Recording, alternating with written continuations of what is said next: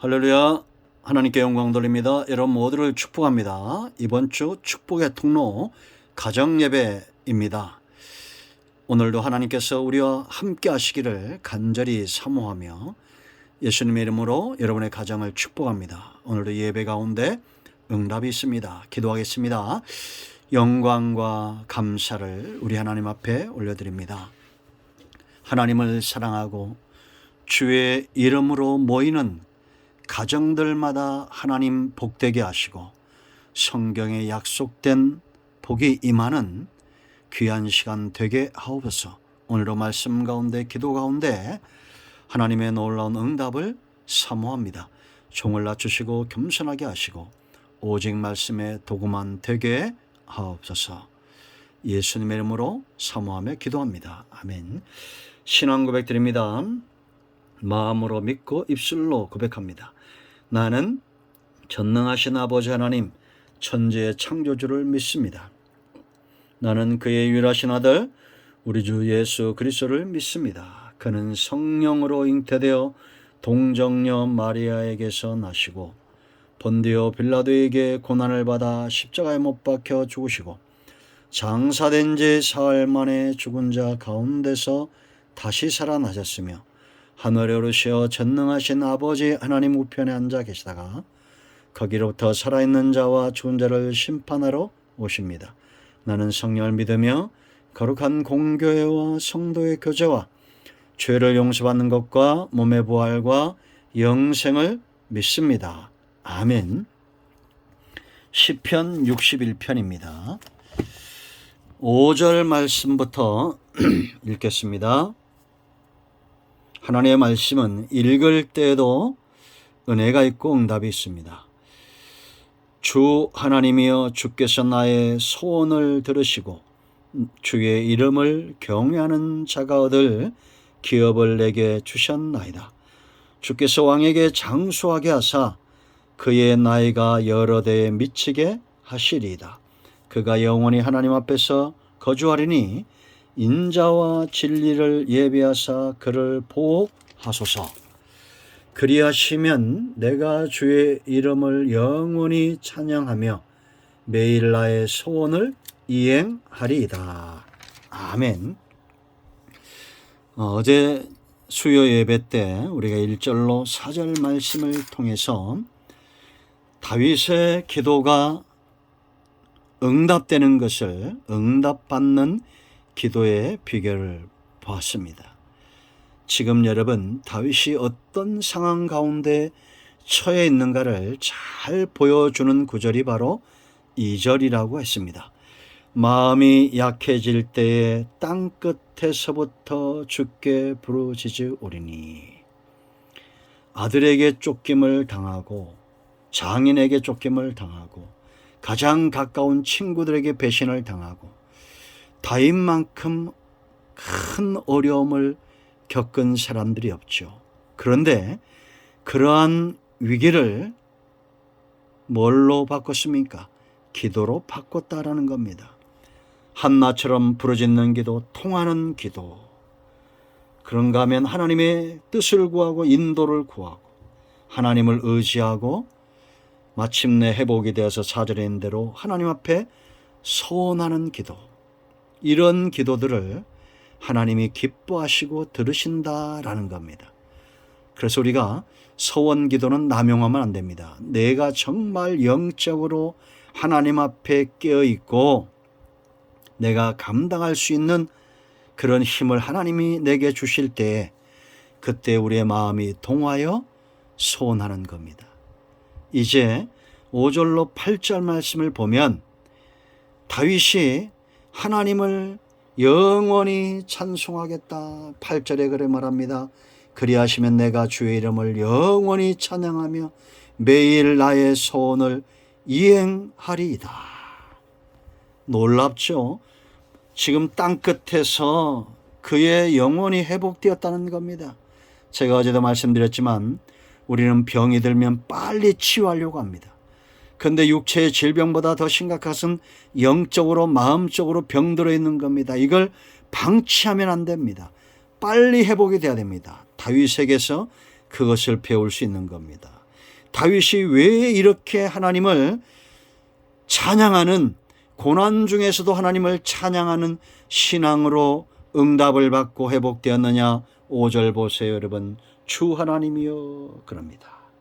1절에서는 하나님이여 그랬죠. 그런데 5절에서는 주 하나님, 하나님이 나의 주인이라는 겁니다. 여러분들 아마 숱하게 들었을 거예요. 그러나 중요한 것은 신앙생활은, 우리의 삶은 언제부터 달라지고 깊어지고 완전해지기 시작하느냐, 완전을 향해서 나아가기 시작하느냐? 나의 하나님이 나의 주인이 되실 때부터입니다. 하나님을 주인 삼고 사는 사람, 자기가 주인 되어 사는 사람, 이 땅에는 두 종류의 사람밖에 없어요. 그러나 하나님을 주인 삼고 사는 사람은 이런 축복을 누립니다. 5절 보세요 여러분. 주 하나님이여 주께서 나의 소원을 들으시고, 서원, 하나님 앞에 내가 살고자 하는 이것을 이루도록 하나님께서 지금 들으셨다라는 겁니다. 행하신다는 겁니다. 하나님의 도움이 온다는 겁니다. 주의 이름을 경외하는 자가 얻을 기업을 내게 주셨나이다. 여러분, 심는 대로 거두는데 하나님을 경외한다는 것은 두 마음을 품지 않은 겁니다. 하나님을 사랑하고 존경하고, 우리가 누군가를 사랑하고 존경한다는 것은 하나의 마음입니다. 두 마음에서 비롯될 수가 없습니다. 여러분들이 하나님을 주인 삼으면 소원한 대로, 기도한 대로 응답이 말 겁니다. 하나님이 예비하신 내 노력이 아닌 하나님이 준비하신 기업을 차지하게 될 거예요. 우리의 기업입니다. 우리의 소득입니다. 우리의 땅입니다. 우리가 머무를 곳입니다. 그곳에서 복의 근원이 될 겁니다. 얼마나 놀랍습니까 여러분. 하나님을 주인 삼는 축복을 경험하는 자, 감사와 매일 삶 속에 찬양이 넘치게 될 것입니다. 6절 보세요 여러분. 주께서 왕에게 장수하게 하사 그의 나이가 여러 대에 미치게 하리이다. 이걸 가지고 세 가지를 이야기합니다. 이 말을 다윗 본인에게 말했다 이렇게 말하고, 다윗의 후손들에게 말했다 포함하는 것이다 이렇게 해석을 하고, 세 번째는 예수 그리스도의 왕권을 가지고 이 땅에 오심을 이야기한다 이렇게 말합니다. 다 맞죠. 그러나 여러분, 정말 중요한 것은 하나님이 언약에 신실하시다. 아브라함과 다윗의 자손 예수 그리스도, 그 속에 있는 사람들이 다 신실한 사람들이에요? 아니에요. 그 가운데 범죄자들도 있고 살인자도 있고, 다윗만 봐도 그래요 여러분. 간음하고 살인하고 이런 자 아닙니까? 그런데도 하나님은 다윗을 통해서 예수 그리스도를 통한 왕권의 완성, 언약에 신실하신 분입니다. 우리가 찬양하지 않을 수 없습니다. 기도하지 않을 수 없어요. 하나님의 약속은 그대로 이루어지는 겁니다. 여러분들이 신구약 약속의 말씀을 붙들고 승리하세요. 반드시 언약의 축복을 누리시기를 축원드립니다. 적들에게 쫓기는 상황에서도 하나님께서 말씀하시니 언약을 붙들고 나는 절대 죽지 않는다, 장수한다, 대대에 미친다. 이런 신앙 고백, 땅끝에서 마음이 약해질 때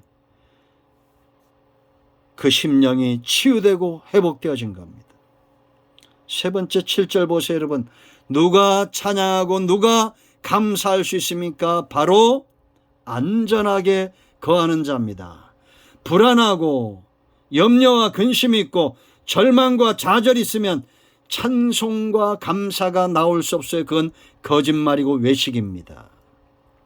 그럼 안전한 곳은 어디입니까? 7절. 그가 영원히 하나님 앞에서 거주하리니. 바로 하나님의 앞에 있는 거예요. 그 앞은 어디 곳입니까? 인자와 진리가 있는 곳입니다. 그를 보호하소서.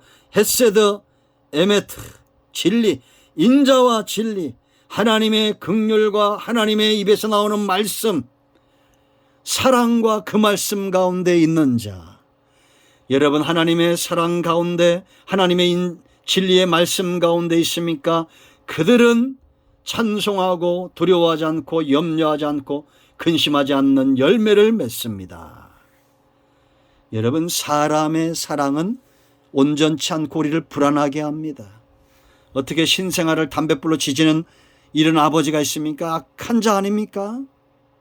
돈 3천만 원에 2살배기 아들을 팔아먹는 아버지가 있습니다. 자기 코를 성형수술하려고 400만 원에 난집 5일 된 아이를 파는 엄마가 있습니다. 이건 악마 아닙니까? 하나님은 절대 우리를 버려두지 않습니다. 하나님의 긍휼, 하나님의 인자, 그 입에서 나오는 진리의 말씀, 그 안에 사는 자 보호를 받고 찬송과 감사가 있는 거예요. 자, 8절 보세요, 여러분. 그리하시면 내가 주의 이름을 영원히 찬양하며 매일 나의 소원을 이행하리다. 이게 무슨 얘기예요? 내 힘으로 내 능력으로 살지 않겠다는 것입니다. 하나님의 손에 붙들림 받고 하나님의 인자에 매이고 진리에 매이고 하나님을 나의 피난처 삼고 하나님과 더불어 동행하겠다는 겁니다. 내 힘과 내 능력을 의지하지 않고 하나님을 의지하는 자 찬송과 감사의 삶을 산다는 겁니다. 여러분, 이 말씀 중에 어려운 것이 있고 모르는 것이 있습니까? 중요한 것은 내가 얼마나 체험하고 있느냐라는 겁니다. 제가 어제 말씀드렸던 것처럼 사라 포스터, 남동생이 폭력을 행사하고 도둑질하고 감옥에 가고 그 충격으로 어머니가 돌아가시고 9개월 후에 막내딸이 죽고, 그리고 며칠 후에 또 남편은 사피트나 되는 높이에서 떨어져 반신불수가 되고 1년 안에 이 모든 일들이 일어났어요. 그런 끔찍한 말할 수 없는 마음이 정말 무너지고 땅끝에 있는 것 같은 상황 속에서 기도에 참여하고 위로의 말씀을 듣고 그 마음이 회복됩니다. 사람들이 묻습니다. 어떻게 그렇게 회복되었습니까? 나는 위기가 올 때 오직 말씀을 붙들고 하나님께만 기도합니다. 그럴 때 하나님의 안식이 내게 찾아왔습니다. 미국에 콜로라도란 주가 있어요. 지금은 거기에 선교단체가 있고 신앙인들이 많이 믿고 성령의 강력한 바람이 미국에 불어왔던 이 콜로라도 시죠. 초창기에 그 도시 초창기에 헤드 테드란 목사님이 그곳에 갔습니다. 살해 위협을 당하고 우상숭배자들이 많아서 심지어는 칼로 찌르려고 하는 그런 흉내를 내고 신용을 하고 소포가 배달되었는데 짐승의 머리를 잘라서 소포로 보내고 이런 위협이 있었습니다. 그럴 때 이 헤드 테드 목사님이 기도합니다.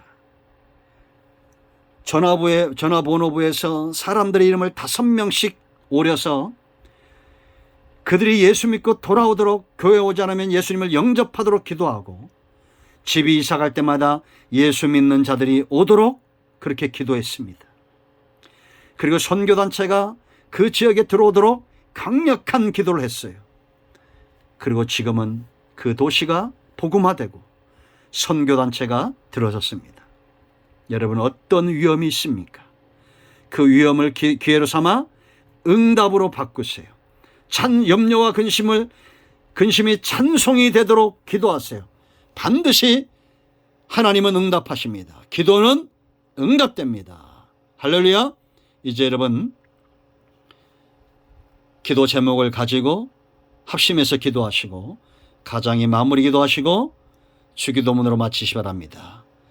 오늘도 응답이 여러분과 여러분 가정에 임하였습니다. 할렐루야. 예수 그리스도의 이름으로 여러분 모두를 축복하며 병든 자는 치유되고 문제는 해결되었습니다. 아멘.